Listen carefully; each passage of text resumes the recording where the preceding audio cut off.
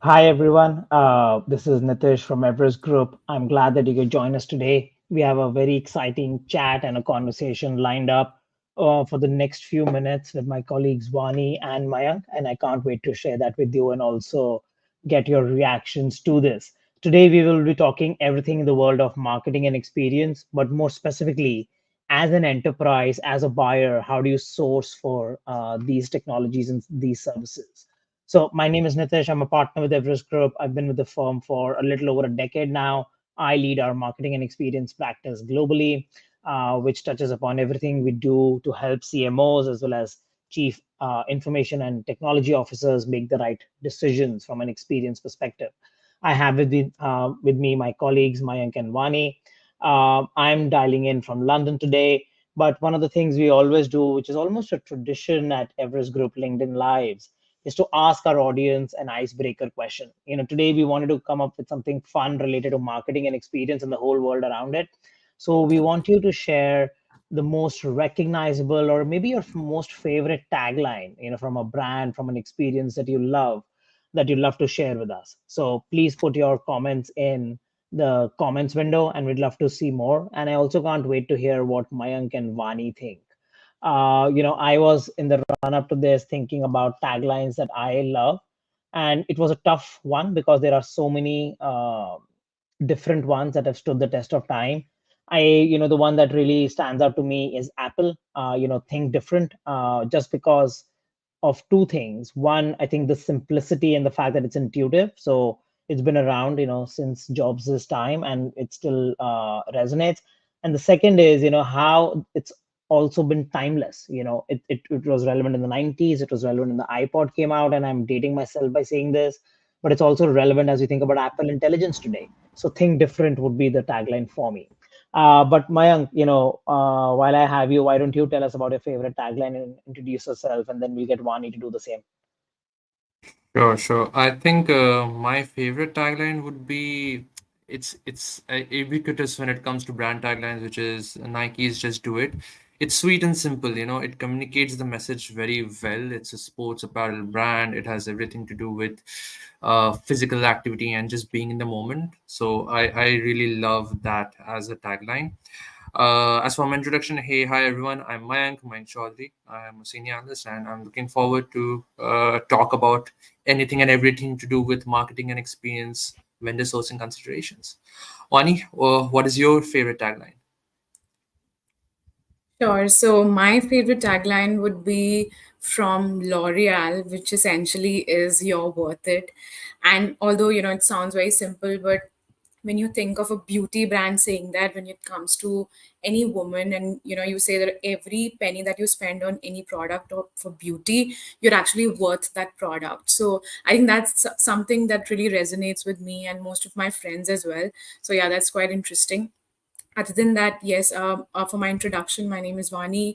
I'm a senior analyst with the firm. I'm a part of the experience services space in Everest Group. So that's it from my side. Over to you, Nitish. Perfect. Thanks, Vani. Thanks, Mayank. And those are some interesting choices indeed. I look forward to what our audience contributes, and I'm hoping we learn a few interesting taglines today. But let's come to the fun part of the conversation today, which is, what are we trying to talk about? We know if you look at the market context that marketing and experience teams in large enterprises have their jobs cut out. On the one hand, they're trying to balance tighter budgets. Second, there's this big conversation around value or return on investments. The whole preference around personalization continues to increase, and consumer behavior in this economy continues to shift. So this has significantly impacted how businesses can meet the ability, and the challenge when it comes to revenue and innovating, but also increasing cost efficiency from a marketing and experience perspective. We believe at Everest Group that one of the underlooked aspects of this is how effective sourcing solutions can help propel companies and make them more agile, more efficient, and also scale. They offer a path forward for businesses who want to stay competitive, scale their personalized preferences and customer journeys, as well as implement positive and more meaningful digital transformations. So, how does this all come together? Today we will discuss a few things around that. One, we will talk a little bit about how are marketing leaders balancing this conundrum, the cost versus the innovation conundrum, given the market dynamics. Second, how can sourcing decisions and how do you think about sourcing decisions would influence a business's agility, their competitiveness in a market which is really cutthroat, and their ability to truly scale personalized experiences? And how can the right partners and platforms, whether it's your application stack, platform stack, services stack, help businesses navigate these choppy waters around digital transformation and drive truly measurable outcomes and OKRs in this marketplace? So that's a big agenda to go through, so we should get to it. So let me start, Vani, with you a little bit and talk about what we can hope to see in this market. So when at Everest Group, when we cover the marketing and experience landscape, we cover it across marketing, sales, and service. Goes into deeper engagement areas such as brand, content and creative, digital commerce, sales, and support. But when you really think about, what kind of buy side or enterprise archetypes exist, Vani, what would those be? When you think of different segments or different personas of these enterprises, can you talk a little bit about what we are seeing as we think about this whole world of marketing and experience across marketing, sales, and service? Absolutely. So, Nitish, if you look at this evolving enterprise archetype structure in the marketing experience space, we see that we need to first understand how they prioritize different services in the M&E value chain that you just spoke about. So let's just break these down into three main categories of companies in this space. So first of all, we have our experience driven innovators. These companies are known for their obsession with customer experience. So think of major consumer goods players like Procter and Gamble, or e-commerce giants like Amazon, innovative brands like Apple or even Netflix. So these companies live and breathe customer engagement, constantly experimenting with adapting to create exceptional user experiences. But if you look at the value chain that we have, and kind of spend that these companies do across the value chain elements, the wallet share of most of these experience driven innovators goes to UI/UX services. That is essentially because they know that the greater the user experience, they can actually either make or break their customer loyalty. Second thing is to do with almost 18 to 20% of their wallet share going to content services, which is all about high quality content, personalized content that actually resonates with their audiences. The third big chunk of their spend actually goes to brand services, which follows around 15 to 16% of their wallet share. So strong brand differentiation is actually key to standing out among most of the peers for these kind of companies which are specifically experience driven innovators. Now, the second category that we have is most of the companies which are more focused on operational efficiency. So these companies are less focused on flashy customer facing innovation, but are more focused on things running efficiently behind the scenes. So we're actually talking about giants in manufacturing, utilities, healthcare, companies like General Electric, AT&T, Siemens. So in terms of prioritization of their market spend, we can say that they give maximum of the chunk to the marketing support segment, where they're all about automation, process efficiency, and using the latest martech tool to make sure that their marketing engine is up and running. And other than that, they also put a lot of emphasis on sales support, wherein they want a seamless handoff between marketing and sales, and sales enablement as well becomes a very important factor over there.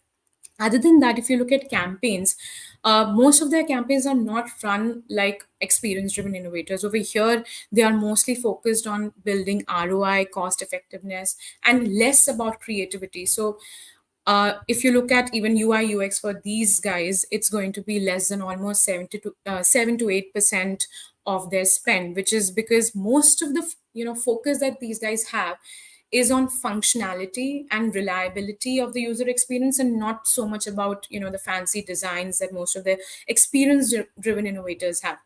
Now, the third category, which becomes very interesting over here, is actually data driven leaders, right? So, look at some of these companies such as tech giants, like financial tech giants like Goldman Sachs, or big tech players like Microsoft, Google.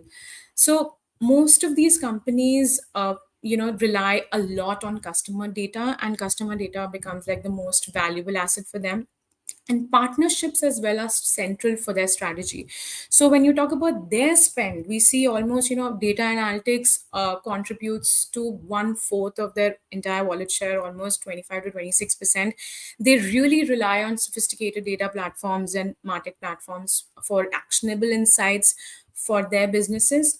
Apart from that, they also spend a lot on content services, often because they are always trying to reinforce their brand values through thought leadership. And other than that, if you look at their spend, they have a good chunk of spend on loyalty programs as well, because they are heavily focused on driving ecosystem driven loyalty and integrated customer awards, etc.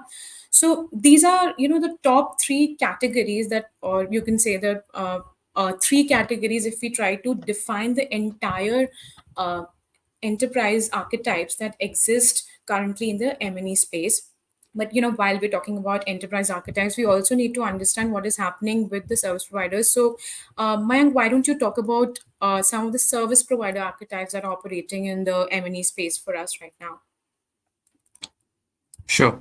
Uh, Thank you so much, Vani, for taking the audience through the enterprise archetypes, because I think it's really important to understand that while there are different types of enterprises out there looking for a different bouquet of services, similarly, there are different types of service providers out there offering a different bouquet of services, and even in cases where it seems that pretty much all the service providers are uh, have the same set of service offerings, the depth and breadth differs. Let's start by talking about the first archetype, which is the biggest archetype in terms of the volume of service providers present, which is GSIs, so IT service providers. It is not a homogeneous group. There are further, let's say, three subdivisions. Uh, but regardless, all the service providers within this archetype, their forte is technology. What I mean by this is things like digital commerce, data analytics, and AI. That is their core focus. Other elements such as brand, content creatives, loyalty, UI, UX, activation services, those are all add-ons or areas where these service providers have recently ventured into. Now let's talk about some of the subsegments. The first would be a GSI or a IT service provider, which has undergone acquisitions and has a separate brand which caters to the CMO. Examples would be companies like TCS Interactive, IBM iX, Accenture Song. Uh, Players within this segment, they are what I like to call as full service providers, as in they offer services across the entire marketing and experience value chain, starting from brand straight up to data analytics and AI. Sure, there might, or dare I say, the might of the parent organization is more towards technology, so data analytics and AI, things like digital commerce. Yet the acquisitions, the investments they have done make them a really competent player when it comes to offering the full breadth of services. The second subcategory would be again GSIs who have undertaken acquisitions but do not have a separate brand which caters to the same audience. Now, important thing to note is frankly, there's not a whole lot of difference when it comes to the services being offered by enterprises within this archetype compared to the ones which have a separate SEMA brand. What differs is the depth of their service offerings. The acquisitions that service providers within this archetype have undertaken, they are largely to build up on the creative strength. So the acquisitions that they're doing, those agencies majorly were known for campaign, creative, branding, user experience design, activation services, and so on. Integration of those acquisition companies has not yet happened to an extent that has happened with the companies which separate CMO facing brands. So this is why this is perhaps at a second level. The third level, the third subsegment would be GSIs with organic play.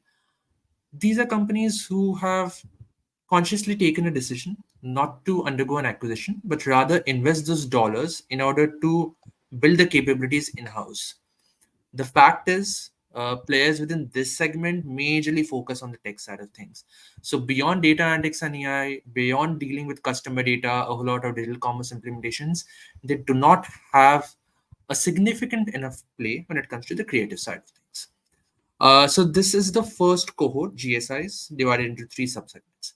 The second cohort that I would like to talk about is the one which enjoys the most brand recall when it comes to CMOs and arguably has a higher market share as well, which are the global advertisement firms. Think of companies like Omnicom, Publicis Group, Dentsu, WPP, IPG. So as you can figure out, these are all big holding companies which have plethora of subsidiaries, agencies, in some cases 200, 400 subsidiaries. And usually all these subsidiaries have a specific niche. They either cater in a specific geography, cater to a particular industry vertical, or they have specialization for one particular segment of the value chain. For example, they are specialized in performance marketing, they're specialized in media planning and buying. An agency is known for the quality of branding campaigns that it can offer. So the players operating in this space, they offer everything. However, their focus or their legacy is more on the creative side of things. These companies have invested heavily into technology, data analytics and AI, digital commerce implementation, activation services, and so on. And now their offerings is at par with those of GSIs. But naturally, more is yet to be seen of what happens with regards to investments in order of Gen AI and all those new and upcoming areas. The two other archetypes which are relatively niche would be boutique firms. So boutique firms are small to mid-size marketing agencies who usually cater to a vertical. So for example, healthcare. Healthcare is a vertical which has specific agencies catering to it because of the nuances when it comes to marketing in a restrictive data regulatory environment which healthcare players need to adhere to. And because of this, specific agencies have cropped up. Similarly, there are agencies which focus on a particular geography.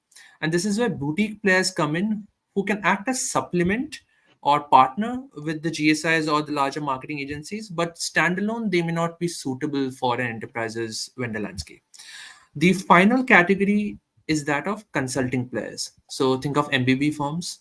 Now, players operating in this space are brilliant at what they do, but majorly what they do is related to just strategy.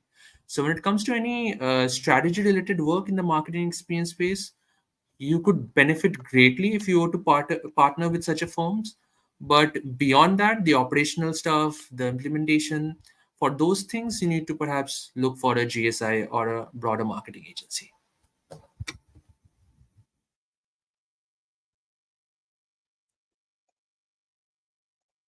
All right. Moving on now, when it comes to what exactly have been the changes when it comes to the type of landscape that enterprise has been operating into. Up until a few years ago, early 2000s, 2010s, there was this concept of agency of record, AOR. It still exists, but the relevance of that has reduced. What exactly is an AOR? AOR is having an agency in a retainership format where you reach out to said agency throughout the year for ad hoc content creative campaign related work. The way that things are shaped right now, there's no longer need to have a AOR, a agency of record. What you can perhaps do is either go with a full service service provider who is offering you all services related to brand, campaign, data analytics, and AI, the entire breadth of it, or you can have a bouquet of specialized service providers. So service provider which specializes in brand, coupled with IT service provider, coupled with someone who is more experienced in the media planning buying of things.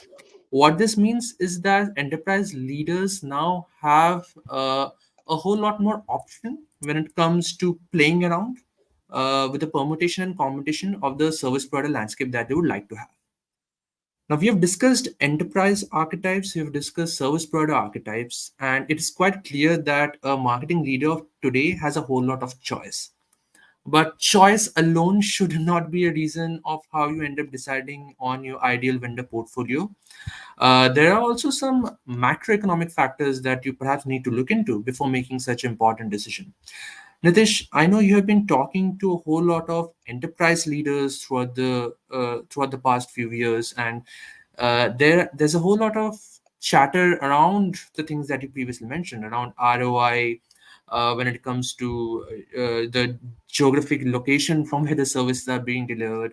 So, what are some of the key enterprise concerns when it comes to this space?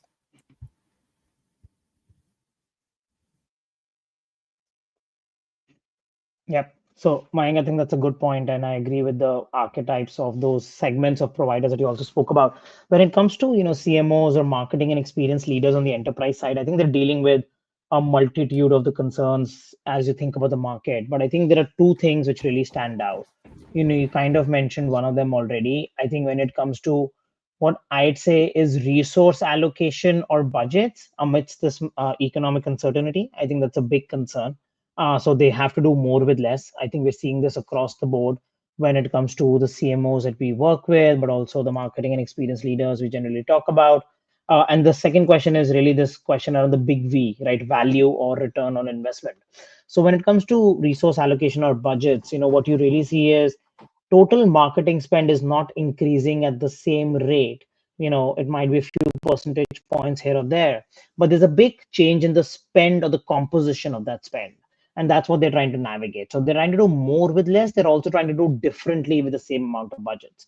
So they're navigating these budget constraints as these economic uncertainties continue, some of the potential cutbacks in some areas. But how do they ensure that balance along with creative budgeting and resource optimization is an important element? The second question that they're facing and increasingly seeing is the question around value or return on investments. We see marketing spends are not being looked at from the same old metrics, MQLs, marketing qualified leads, or other metrics such as marketing influence revenue.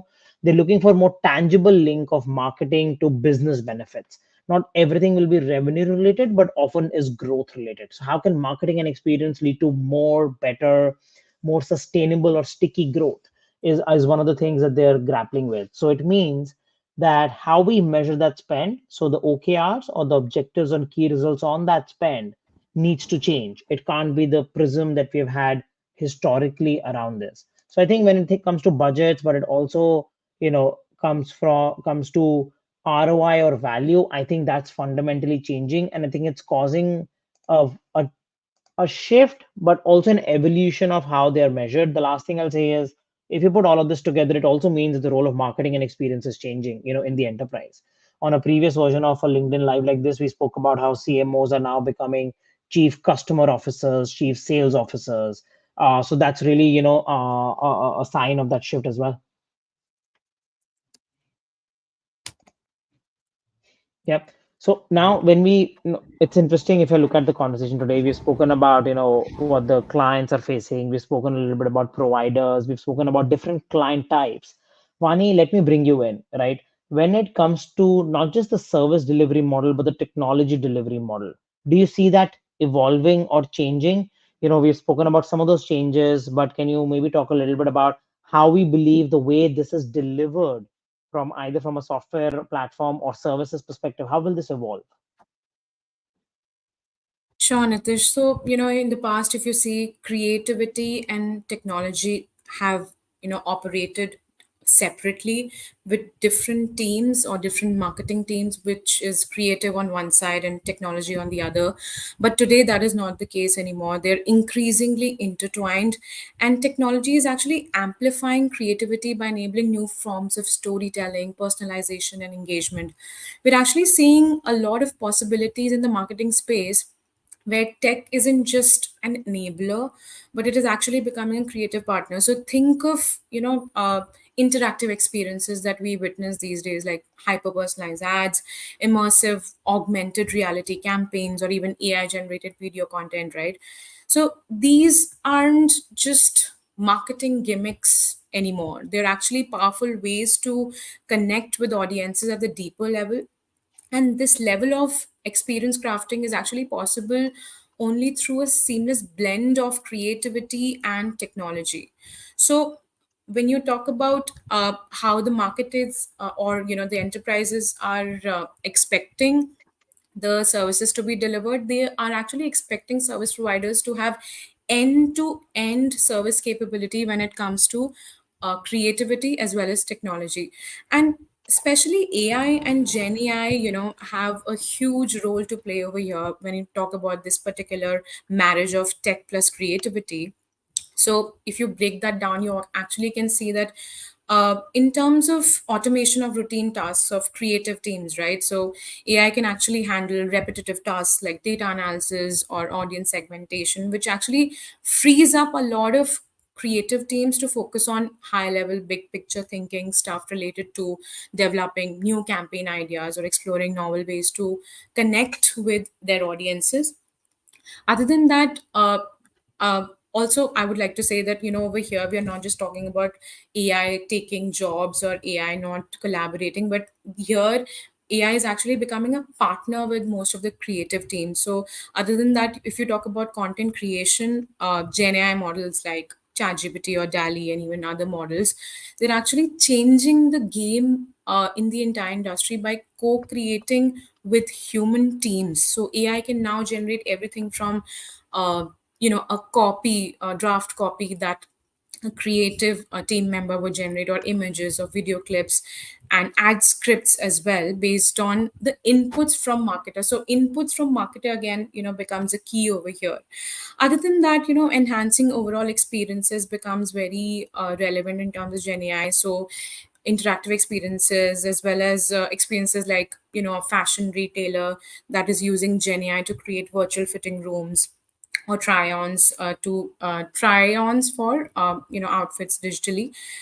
And other than that, AI doesn't really just help in creating content, it also helps in refining it. So analyzing customer interactions, etc., also can be done through AI, which can provide a lot of insights to the creative teams to for them to understand essentially that what elements of their brand messaging is actually getting resonated with most of the audiences. So the key message over here is that AI is just not a productivity tool. It is actually a collaborator in the overall creative process. But if you look at the sourcing considerations based on this shift in the market or focus on AI, we see that enterprises are actually rethinking their sourcing strategy now.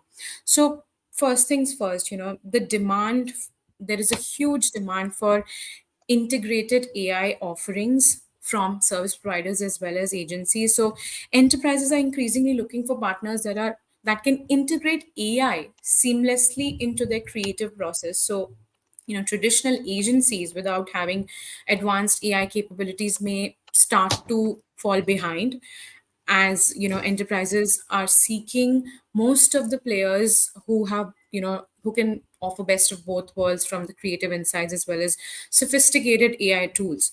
Other than that, there is a very interesting shift towards hybrid talent. So enterprises are also sourcing talent differently now. Hybrid roles that combine creative and technical skills are high in demand, and they're actually looking for marketers and designers who understand AI and can actually leverage generative AI tools effectively. So think of one example I can think of right now is a creative strategist who particularly understands how to brief and refine outputs from the Gen AI models, and also can add value from his side, as they're able to scale personalized content while ensuring it aligns with the brand's voice and goals. Other than that, most of the enterprises are also focused on ecosystem compatibility. So with Gen AI tools often running on cloud based platforms, and right now enterprises are actually leaning towards solutions that can integrate smoothly into their current martech ecosystem. Speed and agility again becomes very important. So ability to produce content quickly and at scale. Service providers which are able to do that as a strategic priority gain a lot of advantage in this space, and of course have a competitive advantage. And last but not the least, budget reallocation. Finally, we are seeing a lot of budget reallocation because of Gen AI and even AI for that matter. Enterprises are starting to divert more resources towards technology investments, especially AI, because they recognize the value of AI as an accelerator for most of the creative output that they are getting from most of their engagements. And also an enabler of complex personalization strategies. This basically means that marketing budgets right now are no longer about creative media and that's it, right? They are also heavily allocated towards technology, automation, and even analytics. So if I were to summarize this, I would say that AI and Gen AI are not just bridging the gap between creativity and technology, they're actually fundamentally changing the sourcing landscape for enterprises. So when you look at most of the providers in this space, like Mayank spoke about, the lines between creative agencies or tech providers and even in-house teams of these service providers on and even enterprises is blurring in the marketing and experience space.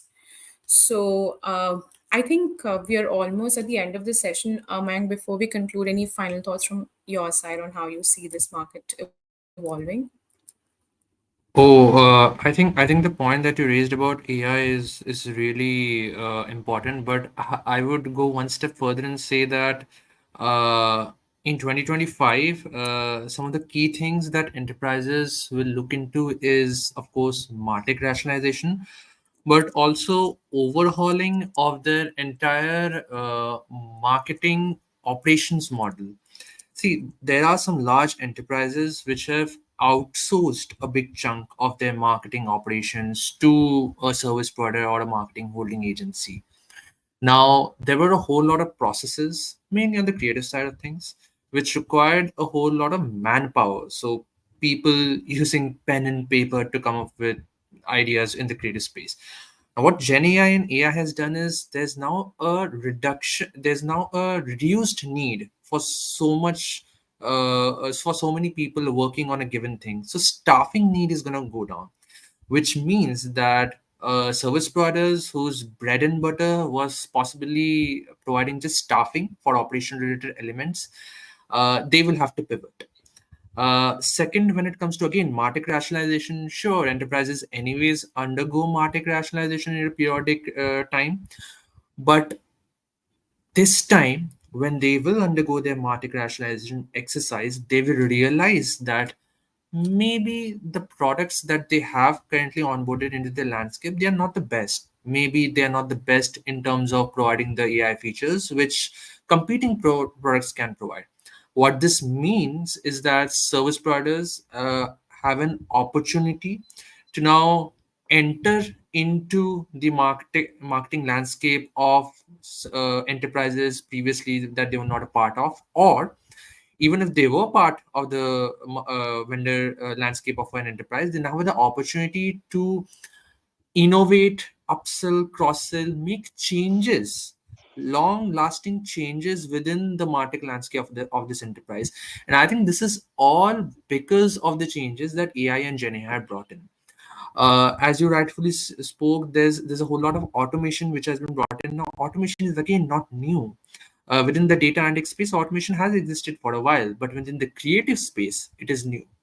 So what this means is also that when it comes to the GSIs and it comes to the marketing holding agencies, since the two have different fortes, it means that the two will benefit slightly differently when it comes to the changes that AI will bring in.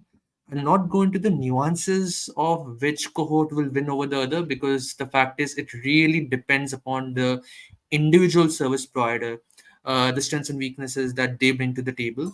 But regardless, I think 2025 will be a huge opportunity, not in terms of just the vendor landscape changing, but in terms of the service providers having an opportunity to serve new clients or serve older clients better.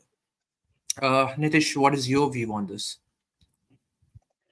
No, I think those are some very interesting points. I think we do see that how value gets delivered and what clients will see as value in an AI led but also AI assisted world in creativity and marketing, I think will change.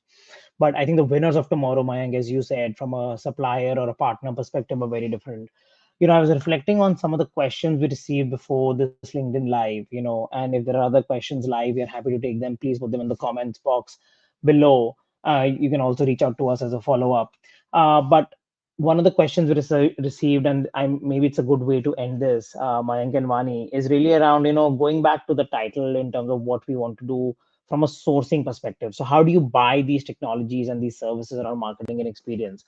Given everything that's changing from a customer perspective, partner perspective, technology perspective, what is the one piece of advice that you will give to people in sourcing, in procurement, who are looking to buy these technologies, right, and services, right, in marketing and experience? We know when we work with the procurement teams that a lot of them, they work on specific categories of solutions. So marketing and experience could be a category.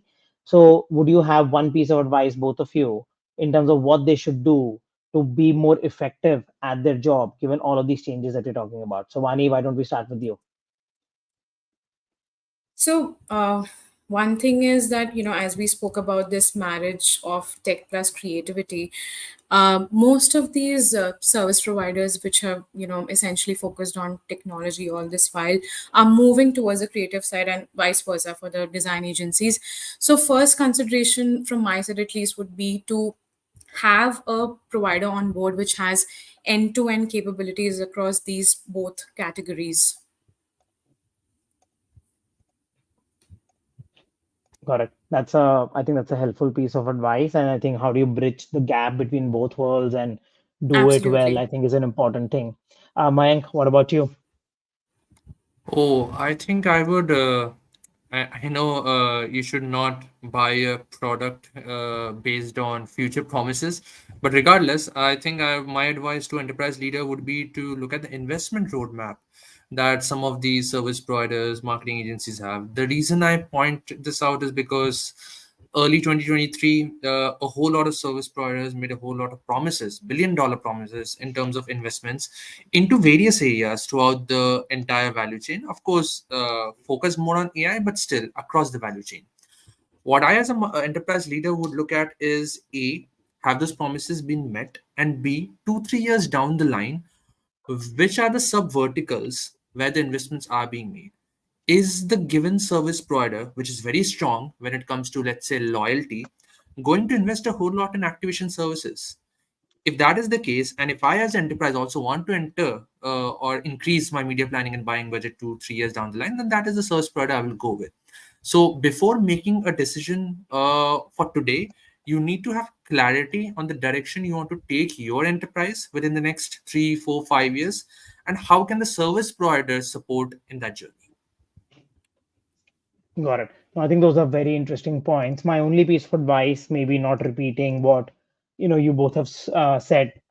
I think because this is such an environment of perpetual change. I think for category managers, specifically in procurement, looking at these areas of spend in marketing or experience or anything within this realm, my only piece of advice would be, I think, you cannot go with the old playbook. You need to collaborate more closely with your marketing teams.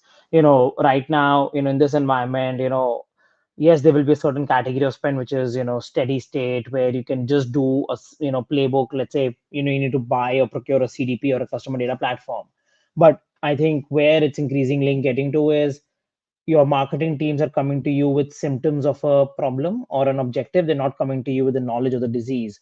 So instead of just say, hey, let's go procure a CDP, the question might be, what are we trying to do with customer data? How does it best align to our organizational or marketing objectives? So aligning marketing objectives, whether it's brand growth, customer acquisition, return on investment, I think procurement, once it identifies that, they can better identify partners as well as strategies to support this, and then eventually run the best process to get it. So that's the advice you would offer. So I think this was a very interesting conversation. We spoke about what's changing from a client standpoint, from a partner standpoint, from a technology perspective, but also what can sourcing and procurement professionals do differently. If you had other questions that we couldn't get to today, please put it in the comments window, or you can reach out to us. You can also access all of our research and advice on marketing and experience. There'll be a link in the comments shortly where you can see that. But Vani, Mayank, and I have had a great time today talking to you about this topic. But if there's anything else, please feel free to reach out to us as a follow up, and we'll be in touch. Thank you. Thank you. Thank you, everyone.